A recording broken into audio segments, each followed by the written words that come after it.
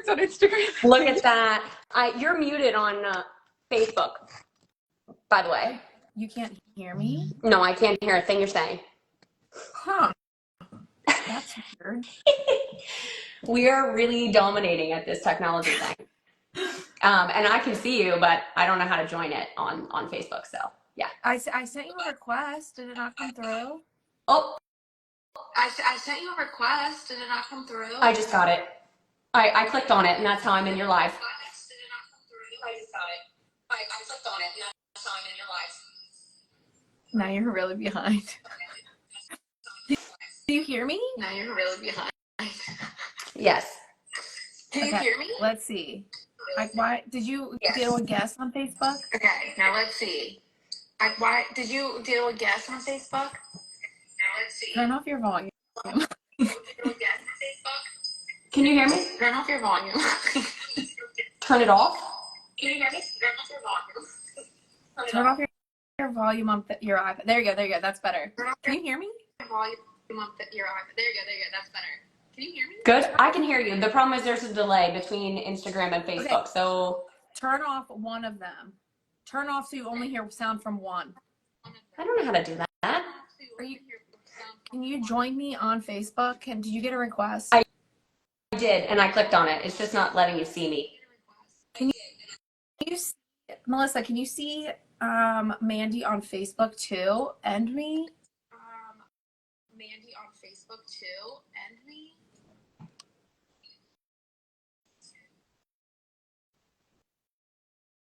Okay. I don't know if we are. Can you hear me? Maybe? Yeah. Okay, perfect. All right. I don't know how to do it on Facebook. I can't. All right. I don't know how to do it on Facebook. I can't. Okay. Well, we could just get rid of the Facebook and go straight from Instagram, and then you can post it. Yeah. That's what we'll do. I think I wanted to be able to. Oh, I think I invited you to watch, but it doesn't even say you're watching. Is there like a little one or something at the bottom of Facebook that you can like join in on your Facebook one? No. Because I can invite so many people, but you're not on the list to invite. This is weird. It just says you wanted me to be a guest in your broadcast, and I clicked on that and accepted it, but that's it. Yeah. Okay. Well, I might just get off of Facebook. Okay. And we might just do it. Then I'm gonna X out of that because it's yeah. Sorry guys, go on Instagram. Okay, perfect. So hi guys, welcome. We are. Hold on, let me get out of this. Okay. All right, perfect. So welcome. We are so excited to be here with you guys. We are going to talk about the new buzzword GLP-1, and I have Mandy with me, and I'm super excited. Mandy is a nurse practitioner, so I just think everyone needs the facts about GLP-1 and what actually it really is, because I was not educated on it myself, and I have been educating more and more on it. So I think it's just going to be very, very powerful of what it actually is. Mandy, go ahead and like introduce yourself and like tell them like who you are and stuff. Hey guys, I am super excited to be here. I'm a nurse practitioner. I live in just outside of Gettysburg, Pennsylvania. So I'm in the Northeast, and I graduated from nursing school, from Johns Hopkins Nursing School in 2013. I worked on the floor in the pediatric oncology unit for quite a few years, and then I went back to school to become a nurse practitioner, and since then I worked in the hospital for a little bit, but for the most part I've spent my entire career in oncology, so working with blood and cancer. So I'm super excited to harness some of my education and whatnot to be able to talk to people about preventative health care. Because the one thing I hear all the time, you know, I deal with people who are really, really sick and they would give anything to have their health back. So, you know, being able to talk to people about preventing and living your best life while you're still able to do so, because you don't know what the future holds, and what we're able to prevent and the things that we're doing now that are contributing to things that are happening. So super excited to talk to you guys, because I think education education is super powerful. You know, I don't care. I have a lot of education-based discussions with my patients. I will support whatever decision a patient makes as long as they are making an educated one. As long as you know the pros, cons, risks, benefits of the decisions that you're making regarding your healthcare, you can't really go wrong. It's your decision. I'm just here to support you in that and to give you all the facts around the decision that you're making.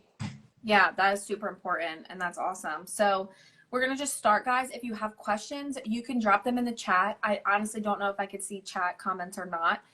If we don't answer them, we will come back. You can always DM us too, because when I save this live from Instagram, it will not save the comments. So you can always feel free to DM us whenever you want. If you have questions about things or anything like that, just message us.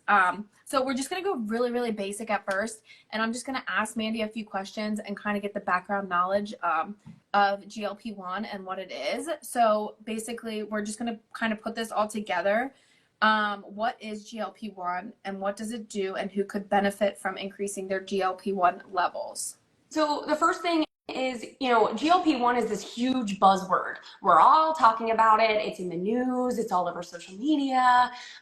It's on billboards, for Pete's sakes. And I think a lot of people don't understand that GLP-1 is a hormone. It's in our bodies. It's supposed to be there. GLP-1 stands for glucagon-like peptide 1. That's the long name for it. Again, GLP-1. And it's just a hormone.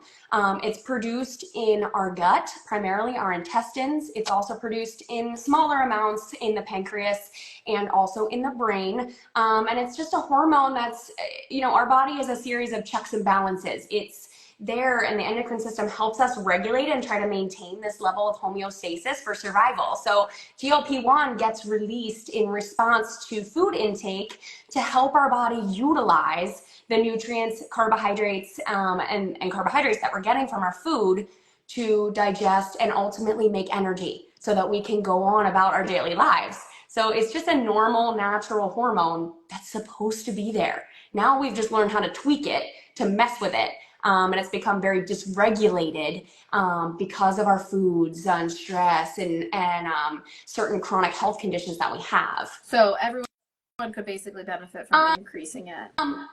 Sure. So the long and the short of that is the people that really, ideally, if you're doing everything right and you're fairly young and you're healthy, your body should be regulating itself and producing the correct amount of GLP-1 levels on its own, assuming you're eating a healthy diet and you're not overweight and you don't have any chronic diseases. But there are a lot of conditions where GLP-1 production gets dysregulated, and we know for sure that there's a lot of cases where GLP-1 levels are drop and they're not produced in appropriate levels anymore. There's not enough of it. That's primarily, we know for a fact that in overweight and obese people, GLP-1 levels are often very low. We know that people in perimenopause and menopause, those hormonal levels, GLP-1 levels start to drop. People who have diabetes and issues with blood sugar, insulin resistance, GLP-1 levels are often too low. So, you know, it's all of those people who really could benefit from this. So start thinking, like, is that you? Right. Yeah. And we can go back to like the diabetes and insulin thing. So we can talk about the insulin resistance because of the effect on the large population of people in the world. Yeah, so let's talk about what insulin is and what insulin resistance means, because then that's going to help you understand how GLP-1 kind of comes into play. So what GLP-1 does is it helps our body be more sensitive to insulin, but what insulin itself does is it basically acts as a lock and key. So insulin basically opens up our cells and allows glucose and carbohydrates to enter so that our cells can take up the glucose and then thus produce energy that we're able to use to fuel our bodies. However, in insulin resistance, it just means that your body doesn't really care about the insulin that's in your system. And so it's really, really fighting to let the glucose into your cells to get used. So that means more insulin has to be produced which ultimately starts feeding, then the cells become more and more resistant to it due to exposure. But basically, if your glucose cannot get into the cells to produce energy, it means that your glucose level is going to remain too high. It's not able to get into the cells to do what it's supposed to do. So it's just going to stay floating around in the bloodstream, and that has significant health complications associated with it. Neuropathy, meaning numbness and tingling in your fingers, your feet. It affects our vision. It affects our blood vessels. And it leads to overgrowth of triglycerides, cholesterol, and ultimately we start storing fat. If there's too much glucose and we don't need it, our cells aren't taking it up, it gets stored as fat. Right. So how does increasing GLP-1 levels increase insulin resistance? So increasing your GLP-1 helps, one, increase utilization of insulin. It makes our cells recognize insulin a little bit better and helps it to get utilized. It also helps in basically inhibiting an enzyme that causes the destruction of GLP-1. So both things, but really it just helps the body. If you're producing correct levels of GLP-1, it's going to allow your body to utilize glucose, because your body is going to recognize insulin and use it like it's supposed to. Okay. And then we're going to touch really quick on the agonists for GLP-1 and how do they work?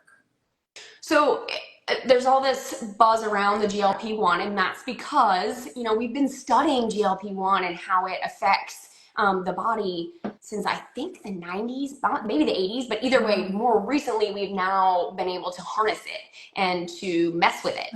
Right. And the GLP-1 agonists are basically what they do. They're injections. I think there's other ones coming down the line as we move forward in oral form. This is not what we are going to be talking about. But these medications, they get injected, and what they do is they latch on to the receptors, and they basically mimic the effects of GLP-1 constantly. So it basically makes it's this constant production of GLP-1. And I don't want to make it seem like we are demonizing or not supportive of these, because there is 100% risks, benefits to both, and there are definitely situations where these medications are very effective and have helped a lot of people. So, again, this is just a talk about the risks and benefits of both, but GLP-1 itself, what it does is your food enters,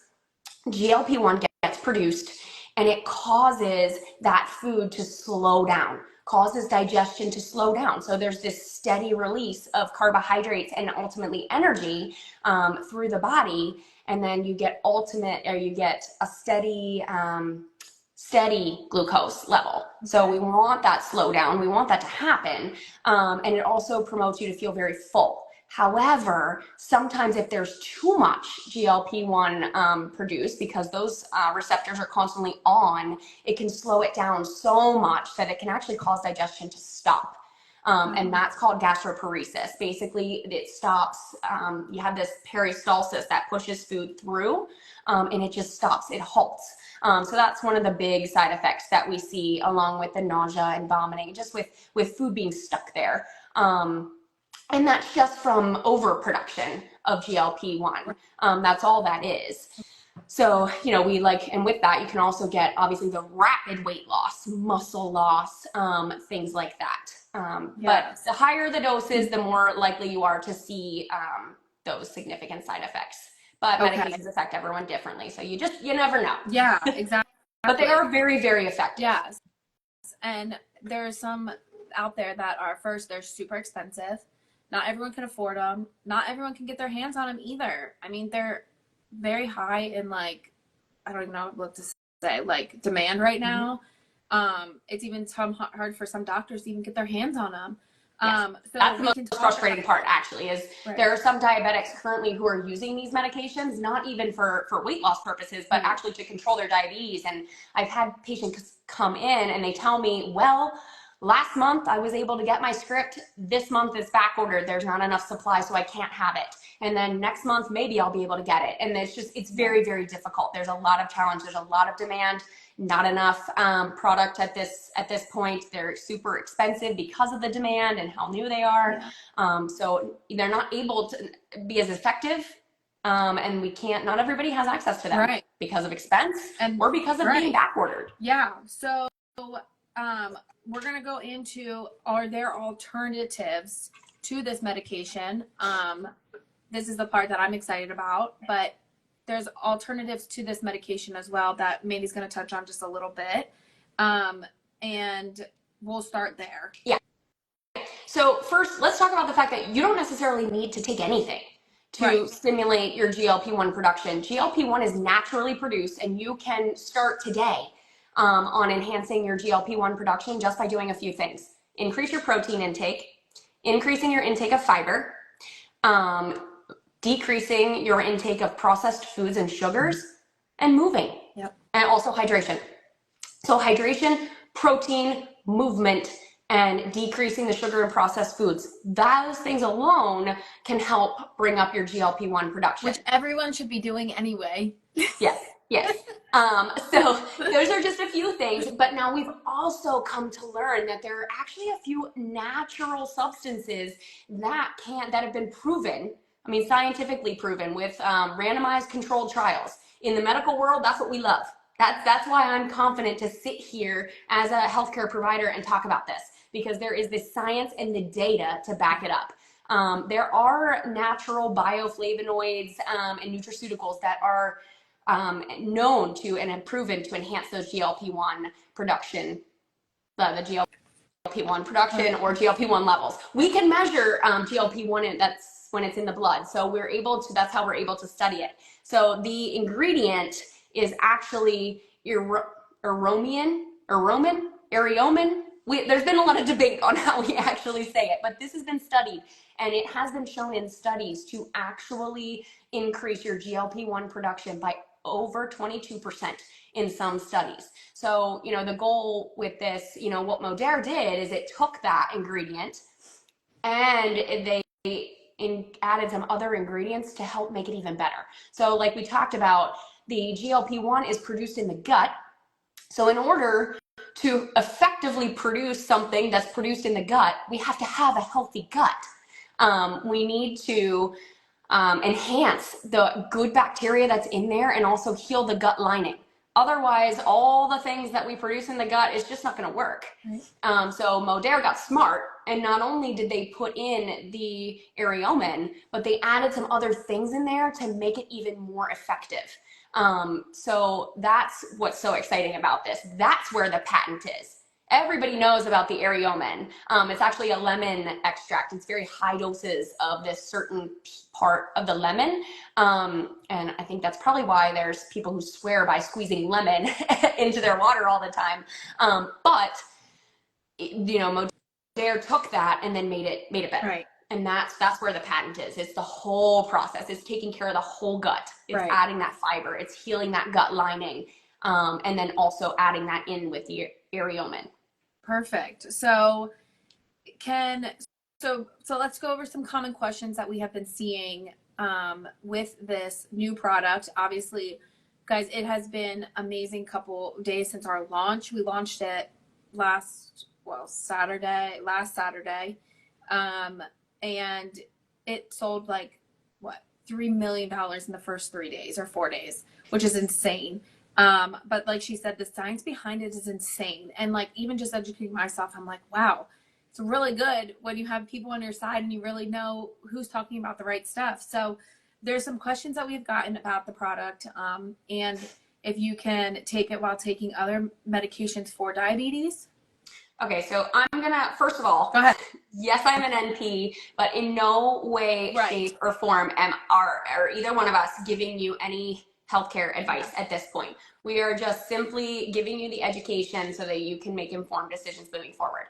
So that is a question that we're getting. There is a ton of pre-diabetic and diabetic patients in the world.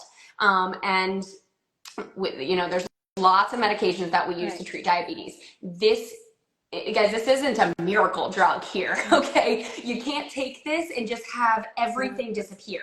Right. All this is trying to get your body regulated to be doing what it should be doing. So we're getting those GLP-1 levels back to what they're doing when your body is in a completely healthy, happy state.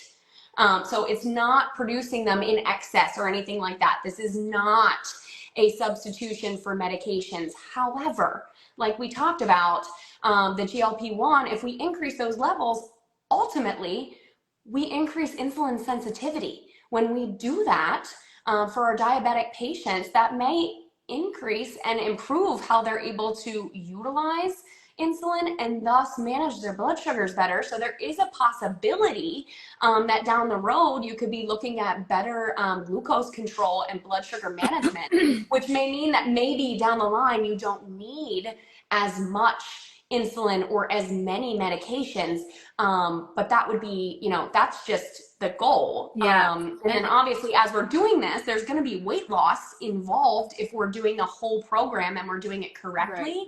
And with that, weight loss alone helps improve insulin sensitivity and helps improve diabetes overall. Right. So, and your doctors need to know if you have problems and what you're doing. Because as she says, as your body starts getting healthier and healthier, you might need to go down on some medications. Your doctor needs to be testing things. If things start turning out different, you need to be in contact with your doctor at all times. Because anytime you do something healthier for your body, obviously, medications might need to change, right? Your body's getting back to normal. You're starting to do healthier things. You need to have labs done. You need to do all of that. So you need to be in contact with your doctor no matter what, at all times. Yeah, and as a provider, a lot of times in the corporate medicine world, we tend to roll our eyes when patients tell us, oh, we're taking this supplement or that supplement and it's gonna be some miracle drug. All your doctor really needs to know is, hey, I'm working on myself. Right. I'm trying to eat better. I'm trying to improve my overall lifestyle. And with that might come some better glucose numbers. And I hope we're able to decrease some of my medication. So just, having that open dialogue. But there is absolutely no reason why you cannot take this while taking your other diabetic medications. In fact, I would encourage it. Right. So, and then another question I am getting personally too is, can they be taking these other things and taking Curb with Modera at the same time? Taking what other things? The GLP-1s? Yes. So actually what's really cool is, and I know that there's quite a few other providers who are doing this. They're using it in conjunction with the GLP-1 agonists. So those medications, they're titrated up to the maximum effective dose that patients are able to tolerate and also get the benefit from. So, it might mean that maybe we can start backing off that while we're trying this oral stimulating agent. But I wouldn't see any reason why you can't use them together. They're two different things. I've been hearing too, people are scared to go off of them because of the weight, if they do gain weight back or whatever. So maybe if we have something to help them as they start going off would be even beneficial too. I'm excited for the new product. And Mandy, I know is too. Both of us don't have weight to lose, but we're going to take it. For me, it's the food noise and the cravings and all of that stuff. I'm super excited for it. I'm actually starting it today, so I'm excited to see how that works. But, and I know before we've talked about upping our protein, right? Our fiber, all of that stuff. Protein is super important in an everyday diet, no matter if you work out or not. 100% everyone should be eating protein or intaking some kind of protein for your lean muscle and just every part of your body. So we actually have a product that came out with Curb called Sculpt. And I want Mandy to talk about it just for a minute because I think highly, and I know she does too, that they should be taken together with each other. Yeah. So I've had a lot of people come to me and say, I don't want to take the Sculpt. I'm not looking to get sculpted muscles. I don't work out hard in the gym. I don't need that. I'm not interested. Okay. So I will tell you that the purpose for this and the reason why I'm so excited that this came out with Curb is because I think every single person, one, who's trying to lose weight, or two, that's on a GLP-1 agonist needs this product. And here is why. So for the GLP-1 agonist or the injection specifically, we often see rapid weight loss. When we see rapid weight loss, we see muscle wasting, meaning we're losing muscle mass. Ultimately, in order to have the most success with our weight loss journey, the goal really is to maintain lean muscle mass and lose fat. But it's often very difficult. One, those medications and that rapid weight loss, that's just one of the known side effects. Two, oftentimes when people are, I keep wanting to say patients because it's my habit, but oftentimes when people, patients, customers, whatever you want to say, are losing weight, they're in a deficit, some sort of calorie deficit. When that is the case, oftentimes the body goes for our lean muscle mass before it goes for fat. It is easier to break that down than it is to break down fat. So the body thinks it's in survival mode, right? It thinks you're not feeding it enough, so it needs to start breaking down stuff to use for energy. And it typically goes for muscle before anything else. That's where the Sculpt comes in. This is branched chain amino acids, or BCAAs, and what it is it's basically giving your body the building blocks of protein without actually eating protein to help prevent that breakdown of that lean muscle mass. So really, anybody that's eating in a calorie deficit, that is trying to lose weight, or that's working out very intensely, because we often break down muscle when we do that, you should be taking a BCAA. Yes. In my personal opinion. Yeah. And a lot of people are eating in a calorie deficient, even when they don't even realize they are. Yeah. So everyone 100%. should be taking. Yes.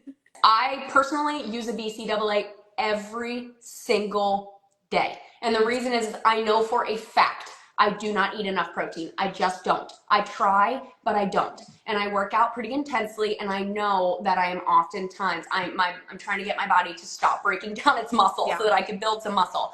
So it's just a tool in my toolkit. Right.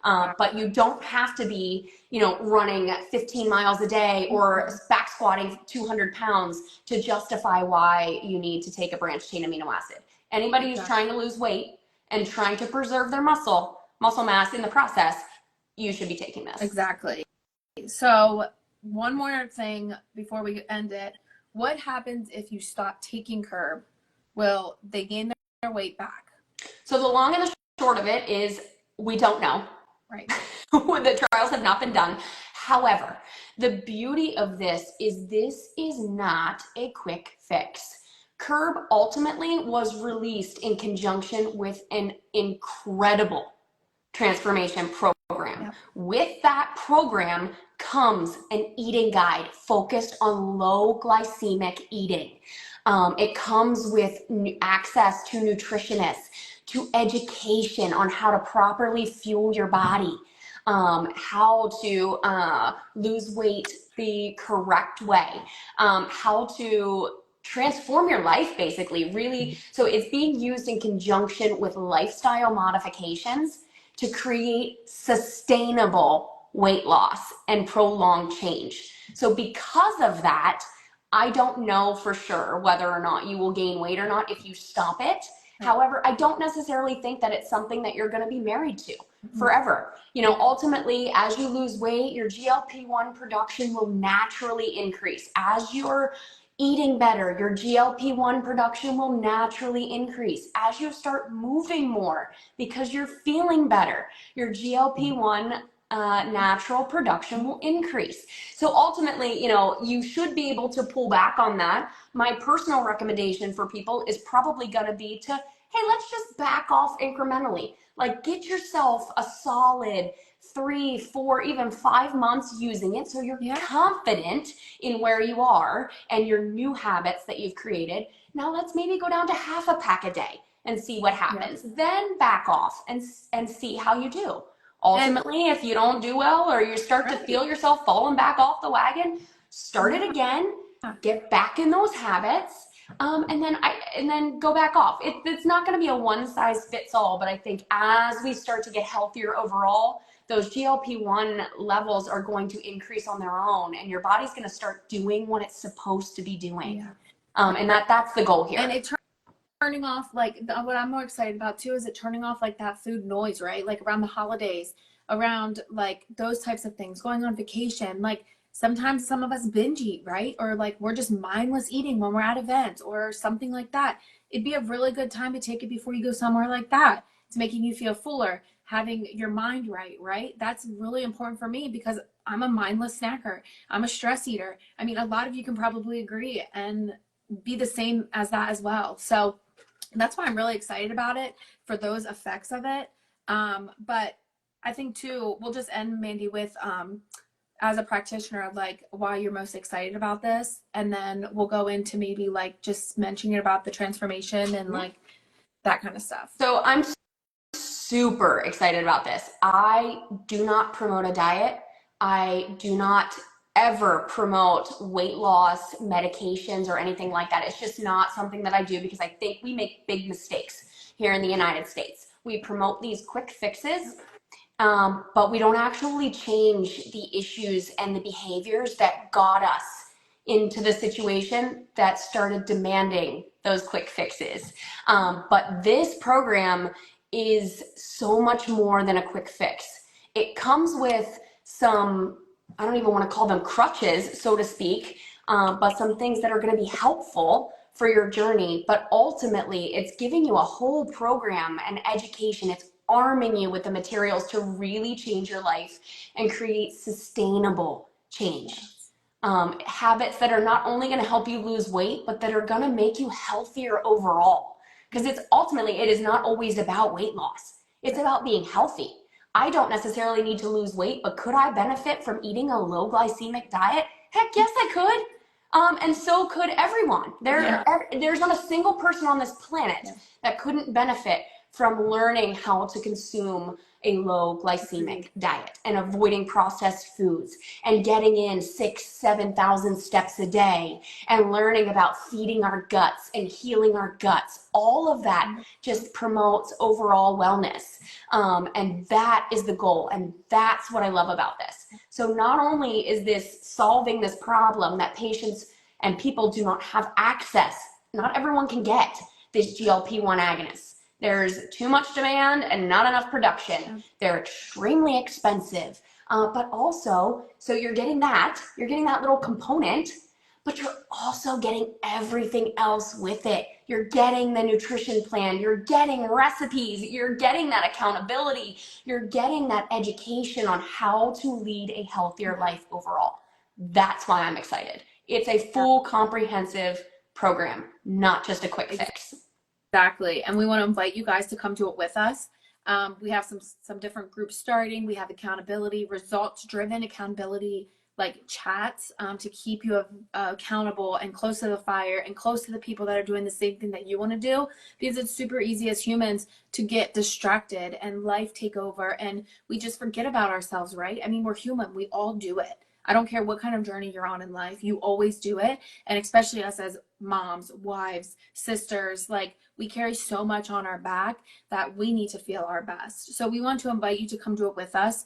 And if you have questions on problems and kits on how to get started, please DM one of us and we will get back to you as soon as we can. But we are super excited, and thank you, Mandy, for doing this. It was very educational. I think a lot of people will learn from it. And thank you guys all for chopping on. We are super excited to keep changing the world and how people think. That's right. That's right. Thanks for being here, guys. Again, just like she said, if you have questions, concerns, whatever it is, I'm happy to chat through it with you. You know, we're all in a different, unique situation. And if, you know, that no question is too small, no question is silly, happy to talk it through with you. Yes. Have an awesome, awesome Monday, guys.